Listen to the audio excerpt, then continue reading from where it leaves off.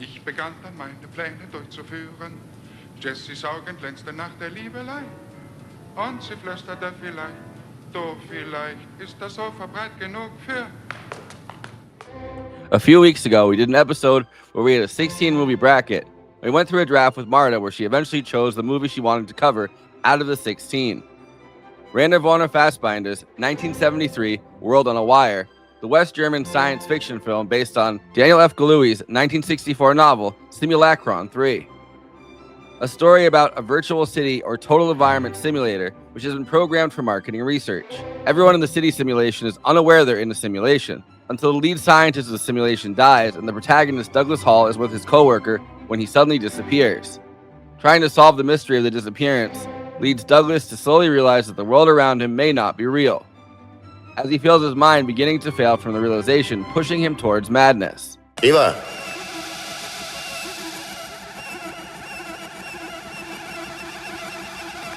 Eva!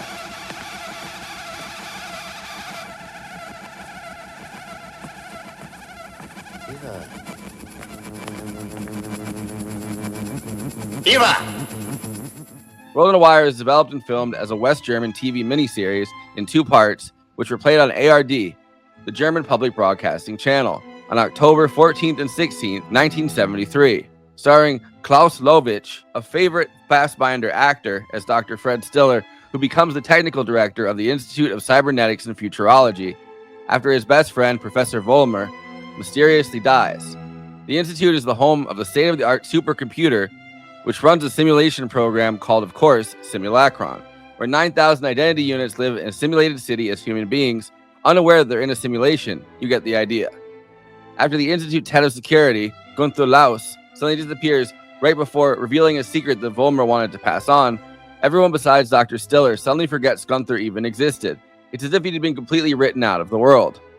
At the same time, Frank and his assistant, Fritz Wolfgang, find out that one of the identity units, Christopher Nobody, has tried to commit suicide and Fritz erases him, a lot like Gunther Laus was erased. Frank must go into the simulation to meet with the only identity unit who knows that he lives in the simulation, Einstein, to find out what happened. Einstein is struggling with knowing that he's in the simulation and that nothing is real. Sie sind Einstein. Mein Gott, was soll das denn? Lassen Sie mich los, bitte. Ich will nicht mehr zurück. He tries to escape from a simulation up into Frank Stiller's world, which he claims is also a simulation below the actual reality. In the miniseries, this is the end of the first part. In the second half, Frank Stiller begins questioning whether his reality is really a simulation as well, losing his mind with the possible knowledge that none of this is real, and hoping to find his own universe as Einstein, who may have the key. The second half is far more noirish. Frank Stiller suspects everyone, his boss Siskins, Mark Holm, a rival of Stiller's from a steel company trying to merge secretly with the Institute in a public-private partnership, a cynical journalist trying to expose the secret merger, the mysterious Ivo Vollmer, who keeps popping up and then disappearing. Only Stiller's reality's own Einstein could confirm that Stiller isn't just going insane like Vollmer had. Cinematography in World on a Wire was done by Michael Ballhaus, who worked with Fassbinder a whopping 16 times and helped him pioneer the iconic 360-degree tracking shot in 1974. Before moving to the United States, once Fassbinder's erratic drug use and drinking got so bad that their relationship exploded in 1980. Ballhaus would be the cinematographer on Bram Stoker's Dracula, Broadcast News, Goodfellas, Gangs of New York, The Last Temptation of Christ, After Hours, and The Departed, among dozens of other credits. Unlike in Germany, where Fassbinder would punish and psychologically torture him when he worked with other directors, Ballhaus worked with dozens of American and British directors, from John Sayles to Mike Nichols to Frank Oz to James L. Brooks to Paul Newman and Robert Redford. He even filmed Prince's directorial debut, Under the Cherry Moon. But maybe most prolifically is his 9 Scorsese collaborations, starting with After Hours, where Griffin Dunne and Amy Robinson connected him to Scorsese. Fassbinder died within 2 years of Ballhaus leaving, overdosing on a combination of cocaine and barbiturates at only 37. In 2010, 37 years after World on a Wire came out on German TV, a restored version of the 2 parts as one film was premiered at the Berlin International Film Festival, introducing a whole new generation to the film and giving it a much wider release than it had previously. In 2012, the restored version was given a Criterion release.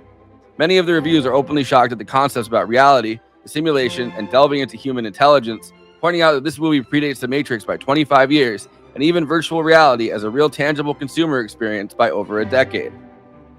Also famously, this movie is known for its pretty incredible shots, including a spinning chair, mirror shots, and some pretty incredible dialogue. It moves away from a more recent science fiction film like The Matrix by being largely dialogue rather than action-based. A question hangs over the whole experience. Can anyone keep their sanity if they realize that reality itself was just a fake concept or a simulation? Kollegen, hört mir zu. Ich bin Fred Stiller. Das, was Fritz Walfang euch gerade gesagt hat, das stimmt. Kollegen, hört mir doch zu. Das stimmt, was der gesagt hat. Das stimmt.